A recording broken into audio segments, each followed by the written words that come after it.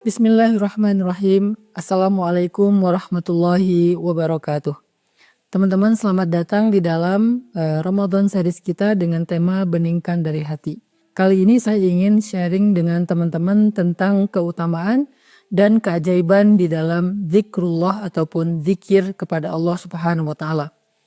Allah Subhanahu wa taala berfirman di dalam Al-Qur'an, A'udzubillahi minasyaitonirrajim. Bismillahirrahmanirrahim. Inna fi khalqis samawati wal ardi wa ikhtilafil lail واختلاف الليل والنهار لآيات لأولي الألباب الذين يذكرون الله قياما وقعودا وعلى جنوبهم الذين يذكرون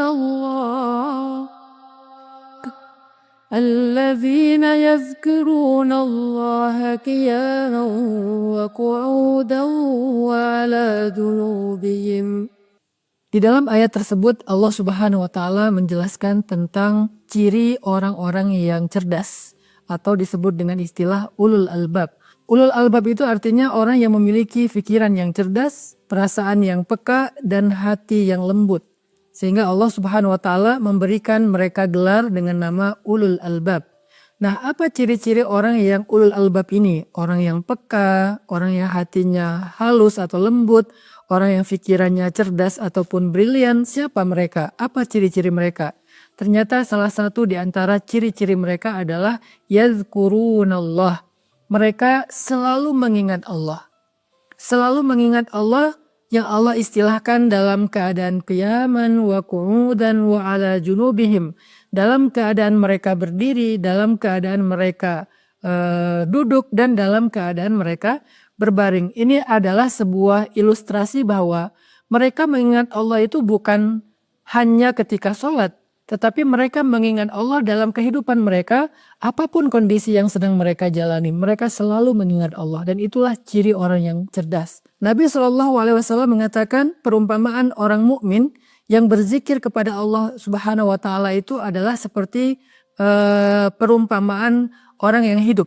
Sedangkan orang yang tidak mengingat Allah atau berzikir kepada Allah itu seperti orang yang mati. Artinya kehidupan hati seseorang, jiwa seseorang itu ada di dalam zikrullah. Sehingga bisa dikatakan hati yang tidak pernah berzikir, jiwa yang tidak pernah mengingat Allah, pikiran yang tidak pernah mengingat Allah itu seperti jasad tanpa nyawa. Jasad tanpa nyawa maka disebut dengan mayit dan tidak berharga. Inilah diantara banyak sekali dalil-dalil tentang keutamaan zikir. Nah, bagaimana cara kita berzikir kepada Allah Subhanahu wa taala agar kita termasuk ulul albab, agar kita dianggap sebagai orang yang hidup, agar kita diumpamakan seperti syajaratun thayyibah, pohon yang berkah, agar kita diistilahkan dengan buah jeruk yang harum dan manis dan juga sehat. Bagaimana cara kita berzikir kepada Allah Subhanahu wa taala? Yang pertama adalah berzikir kepada Allah dengan lisan. Berzikir kepada Allah dengan lisan itu artinya kita selalu mengawali segala sesuatu dalam kehidupan kita dengan menyebut nama Allah. Itu zikir lisan kita yang paling gampang. Minimal kita bilang bismillah.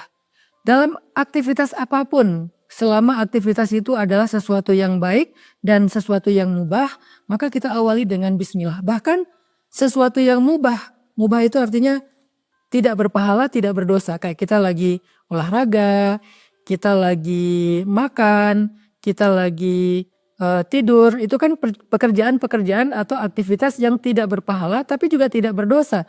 Ketika kita melakukannya dengan menyebut nama Allah di awal, maka semua itu bernilai ibadah di sisi Allah Subhanahu wa taala. Bayangin teman-teman berangkat tidur tapi tidurnya bernilai ibadah. Teman-teman makannya bernilai ibadah. Teman-teman jalan keluar rumah, berangkat ke tempat kerja dan seterusnya, bahkan sekedar nongkrong bareng dengan gengnya, bareng dengan bestinya, kalau diawali dengan bismillah, menyebut nama Allah atau memention Allah, maka semua itu akan bernilai pahala dan ibadah di sisi Allah Subhanahu wa taala. Itulah kenapa zikir adalah sesuatu yang sangat berharga. Dan zikir itu nggak terlalu sulit sebetulnya. Kalau kita memahami betapa banyak zikir-zikir yang ringan tetapi bernilai kebaikan yang sangat besar di sisi Allah Subhanahu wa taala. Salah satunya adalah zikir dengan menyebut bismillah di awal setiap aktivitas kita. Kemudian kita juga bisa zikir lisan dengan cara menyebut nama Allah dalam hal-hal yang lain selain mengawali sebuah aktivitas. Misalnya ketika kita takjub melihat sesuatu kita mengatakan Masya Allah, kita katakan Subhanallah. Ketika kita dalam keadaan lemah kita bilang la haula wala quwata illa billah. Ketika kita ngerasa sendiri kita bilang hasbiyallah wa ni'mal wakil.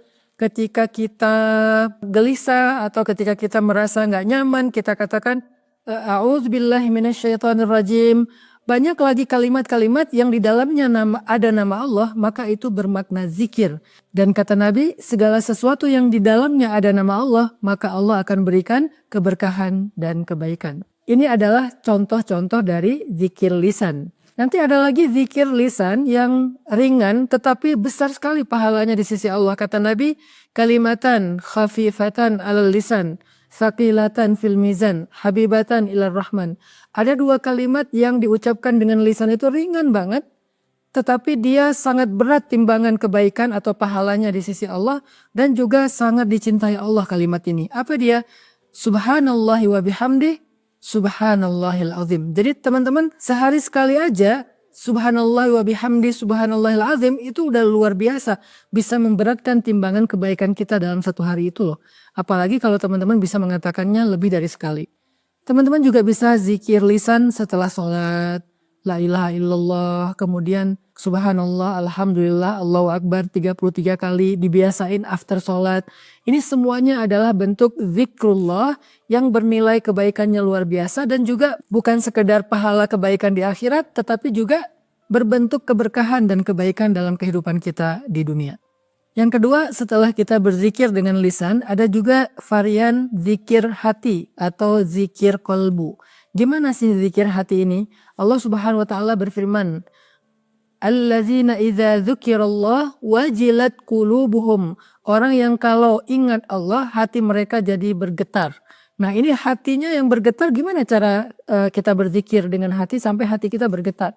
Zikir hati itu bukan sekedar kita ngucapin nama Allah, tetapi tiba-tiba kita ingat, oh kan ada Allah, oh kan saya udah ngelibatin Allah, ya udah deh serahin aja sama Allah. Nah ketika kita ingat dengan pikiran kita, lalu ingatan itu kita masukkan ke dalam hati dalam bentuk belief, dalam bentuk yakin, dalam bentuk percaya, maka itu artinya kita sedang zikrullah dengan hati. Jadi bukan diucapin doang tapi ingat gitu. Jadi hati itu connect dengan pikiran dan ingatan kita.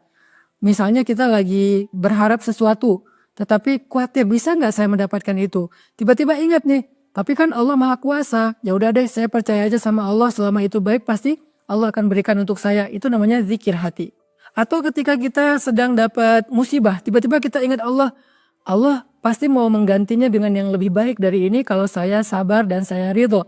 Itu namanya zikir hati. Ketika kita mau berbuat dosa, tiba-tiba ingat Allah, jadi mengurungkan niat kita untuk berbuat dosa, jadi nggak berbuat dosa lagi, maka itu adalah zikir hati. Orang yang kalau hatinya berzikir diawali dengan mengingat Allah, maka insya Allah hatinya akan menjadi tenang. Allah Subhanahu Wa Taala berfirman, Ala bidzikrillahi tatmainnul qulub. Bukankah dengan mengingat Allah hati menjadi tenang. Jadi zikir hati itu artinya kita ingat Allah bahwa Allah Maha Kuasa, Allah Maha Baik, Allah Maha Kaya, Allah Maha enggak tega, Allah Maha Pengasih, Allah Maha Penyayang, Allah Maha Penerima Taubat. Segala kebaikan Allah kita ingat sesuai dengan konteks masalah yang sedang kita hadapi, lalu kemudian kita belajar yakin dengan kebaikan Allah itu, insya Allah terasa di dalam hati kita dalam bentuk tuma'ninatul qalb, tenang hatinya, maka itu berarti kita sudah berzikrullah dengan hati itu. Semoga dengan dua bentuk zikir ini kita bisa mulai menjalankannya sedikit demi sedikit dalam kehidupan kita, mulai dari zikir lisan, sebutkan nama Allah dalam segala aktivitas kita, sebutkan nama Allah dalam setiap ekspresi kita, takjub, sedih, senang, happy, segala macam, sebutkan nama Allah di dalamnya.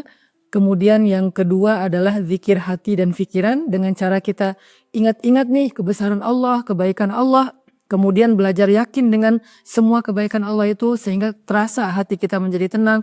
Dengan demikian insya Allah kita udah punya sebuah amalan riyadhah yang menjadi modal kebahagiaan kita di dunia bahkan di akhirat. Barakallahu fikum.